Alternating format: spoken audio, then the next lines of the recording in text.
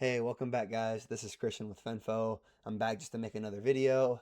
In our first two episodes, we talked about creating our account, uploading our business information, and then we created our vendors and then our brands. And in this video, we're going to be creating our first fence style. And this is the video that I kind of figured would be the longest. So also, please forgive me if I stumble over my words, if I make any mistakes or say anything wrong. Um, I'm doing all of these videos in one take. So if the video is 2 or 3 minutes long, it's not a big deal to restart it, but I'm assuming this video is going to be well over 10 minutes. So, if I have to take a few takes, that'll definitely add up in time. So yeah, I might just, whatever. So please forgive me if I make any mistakes. This isn't going to be the most perfect video, but I'll do my best to minimize the mistakes. All right, yeah, so we're at the fence tab of Fenfo. And basically what the fence style is, it's going to be your template. This is what you're going to be using. This is how you're going to be getting the material list and getting the price for everything. So this is going to be tedious. It is going to be, the longest process of getting this set up. But once it is set up, it makes life so much easier. It saves you so much time, and it's incredibly accurate. Um, but you just got to dedicate, maybe an hour creating your fence styles, because once you do it once, it's pretty easy. It's kind of like, it's kind of like riding a bike. There's definitely a learning curve, but once you get the hang of it and you start playing with it a little bit, it gets extremely easy. So yeah, so let's just get right into it. So we're gonna click the new fence. And yeah, there are a lot of boxes, but I promise you, it's not overwhelming. Once I explain everything, you're gonna be like, "Oh wow, that was easy." But yeah, I'll do my best to make it as simple as possible. When I designed it, that's the one thing I had in mind was just make it as simple as possible. But yeah, so I'll try to explain it the best I can. So the first box is gonna be the fence name. So let's say if we're doing Homeland, I think. So let's not 6 foot white privacy vinyl. I don't know if Homeland has names for their fences. I'm sure they do. I've never used Homeland, but I know it's super popular. A lot of people do use it. So maybe I should look into that. So then we're gonna have our vendor. We're gonna use the vendor that we just added, along with the fence brand, the Homeland, and then it's gonna have us add an image. I think I have an image right there. That looks perfect. And then you're gonna have your fence size, which is gonna be your width and your height. So 8 foot panels, 8 foot panels, then 6 foot tall. And there's a description box here as well. You can add a description if you'd like, but I kind of always leave that blank, but totally up to you.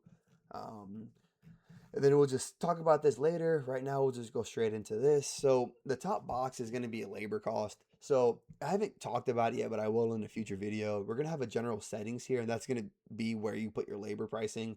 And it's going to have a very similar box to this. So if this is filled out, your general settings labor cost is going to be what you get. But I know a lot of people charge differently for each style of fence, so that's why this is here. So let's say if you're charging 12 bucks a foot in general settings, but if you put $14 a foot here, the $14 a foot will override whatever you have in general settings. But yeah, let's say we want to charge 14 bucks a foot for this. There's also a bunch of different, the section per hole, stuff like that. But I'll just keep it simple at per foot. Um, and then you're gonna have your panel items, post items, line post items, gate post, end post, and corner post. And basically all of these boxes are gonna be for, panels, line posts, and all that other stuff. So let's say, well, actually, since we're here, we're gonna talk about post items real quick. So anything you put in post items is gonna be for all of these items, so you don't have to input the specific item over and over again. So for example, for vinyl posts, you're gonna need the same exact cap for each post. So you're gonna put a standard cap or a New England cap in there, and then also if you're digging, you're gonna be using concrete. So depending on what kind of concrete you use and how much. So I know in my area it's super common to use 2 bags of 50-pound Quikrete, and that's gonna be across the board. So for the post items, I'd put a standard cap and 2 Quikrete bags. So then that saves me from having to input that in each of these boxes. So it just saves you a little bit of time. But yeah, so let's get right into the panels. You're gonna have to put the name, which is gonna be a panel, a quantity, which is gonna be one, and then a price per item. I don't have a price sheet for Homeland, so I don't really know what it is. But I'm just gonna take a guess. It's probably around like 110.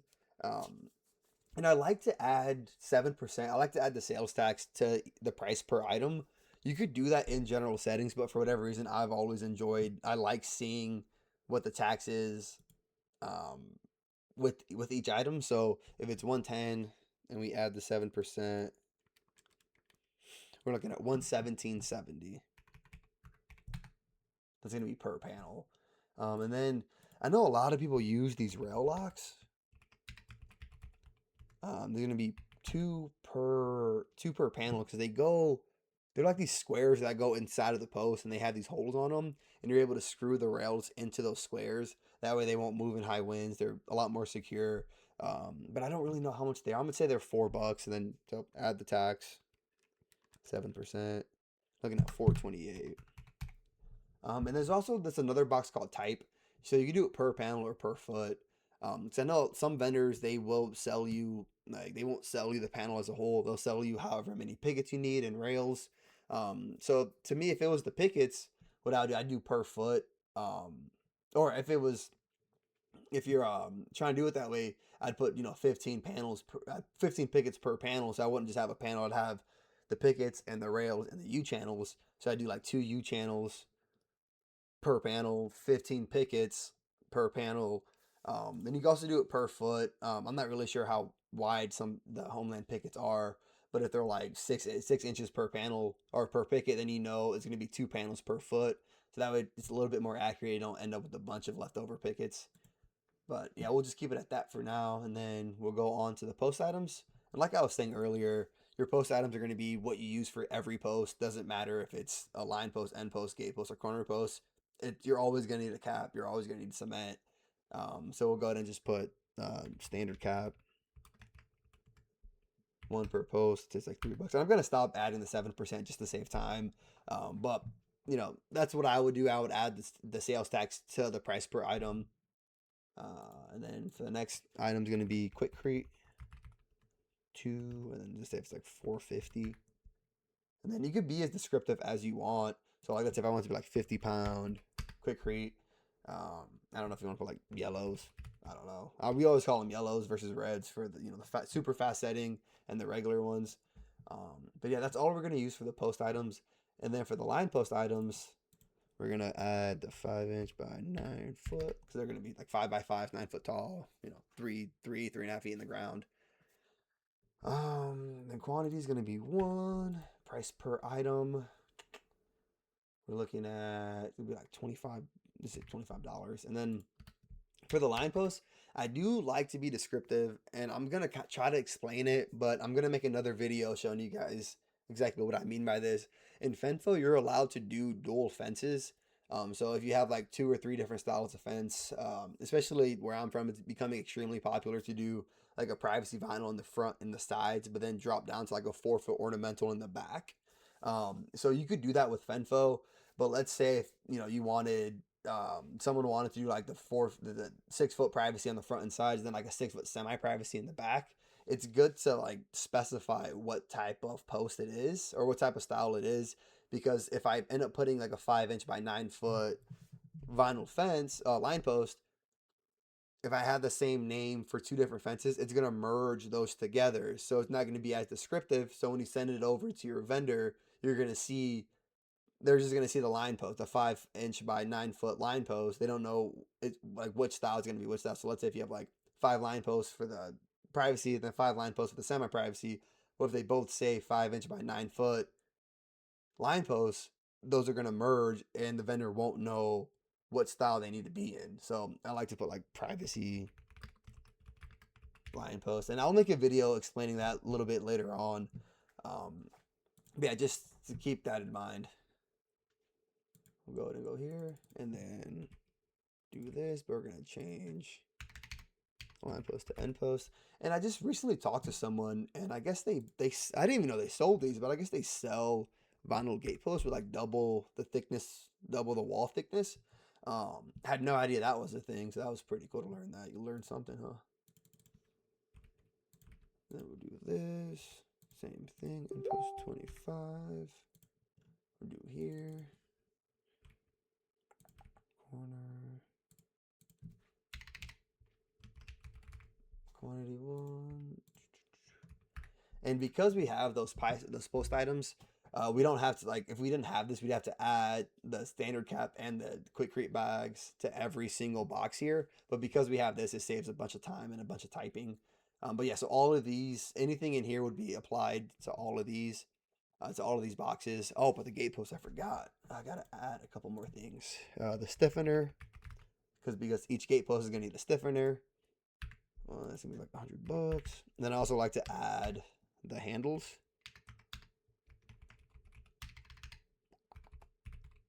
It's gonna be 2 handles, $11. Yeah, I like to use this is pretty easy to like if it's like so the gates are gonna be structured for like it's gonna have a gate post and an end post. So for every gate post you have, you're gonna have 2 handles, and then you're gonna have 1 stiffener because that's gonna go inside the gate post. If it's but yeah, so that's that. And then dealing with the gates, we're gonna have with the gates. I have a new feature coming where you're gonna have to input each individual gate item. So like the hinges, the latch. But right now the way it works right here is you got to just kind of prorate everything, single gate assembly. So let's say if you the 4-foot gate's like $300, then an extra $100 for the hinge and the latch, and we're looking at like $400. Then you add the sales tax, so let's say 428. If the double gate, you just kind of multiply that by 2, and then add the extra $40 for the drop rod. Then we're looking at $896. And then cantilever, I always kind of put 2,500. Whoa, did I mean to do that? Put 2,500. That's just, I can always edit that later on because at least for us, cantilevers are always kind of more custom. I don't really know the cantilever pricing off the top of my head. They're always going to kind of change. But yeah, so when that new feature comes out, it's going to be a lot more customizable with the gates, especially with the sizes. Right now, when you do the drawing, you'll be able to pick what size it is, but it's going to be the same price. Like a 4-foot gate's going to be the same price as a 5-foot gate. So in the general settings, you have an option to add a fixed cost. So what I like to do is I like to add a custom gate size. Fixed cost is 0. So when I preview that estimate, I'll be able to add in whatever the cost is to make that gate that. So like if someone wants a 5-foot gate, I know what the price for a 4-foot gate is, but a 5-foot gate might be an extra $50. So when I create that estimate, I'll go and I'll find that custom gate fixed price lot, and I'll put $50 in there to be able to cover that cost for the custom gates. And then the instant quote fence pricing, this is going to be a completely separate video. We'll just zero that in for now, and we'll come back to it. Man, this is going to be a completely different video, but I promise you I'll explain that in the future. And then the last thing you can do is you can mark this as a favorite fence, and this is going to be the like the most popular styles that you guys quote. Like I know at least for us, the aluminum and the vinyls are going to be are there. Those are our most popular fences, so I will mark those as favorite. That way, when you finish an estimate and you go to click done and send it, and you pick what fence style it is, your favorites will be the top ones, so you don't have to scroll all the way down to find it. Those will be the top 2. But yeah, so once you do that, you click submit, and then there we have it, your first fence style. So yeah, that's the video, and that's how you guys do it. If you guys want to see chain link or me do any other styles, please let me know. I might make a chain link one just because that was a little bit more. That was a little different just because you need the fittings and everything, but it's pretty much the same process, same logic. And then yeah, so that's gonna be it for this video. Our next video, we're gonna go through the general settings, which is gonna be like your fixed cost, your labor cost. And then I might throw in the terms and conditions into that same video, or I might just make that a completely different video. But yeah, so I will talk to you guys soon. And as always, you guys have any questions, please let me know. You can email them to me, or you can leave them in the comments, and I will make sure to address those. But yeah, so I appreciate you guys sticking with me. I will talk to you guys soon. Thank you.